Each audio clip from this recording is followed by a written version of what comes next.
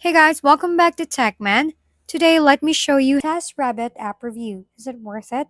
Taskrabbit is a gig platform connecting people who need help with tasks to skilled taskers who can perform them.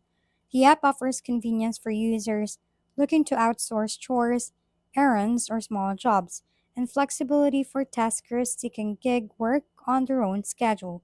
Pros include a wide variety of available services, visible user reviews, and ratings to help choose reliable taskers, and easy scheduling for urgent or regular tasks. However, there are some drawbacks. Service fees can be high or unclear, the quality and reliability of taskers vary, and customer support may be slow or unhelpful in resolving disputes.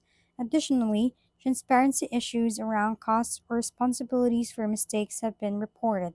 Overall, TaskRabbit is worth it if you prioritize saving time and convenience, but you should read all fee disclosures, carefully review tasker profiles, and compare with local alternatives if costs or high reliability is crucial.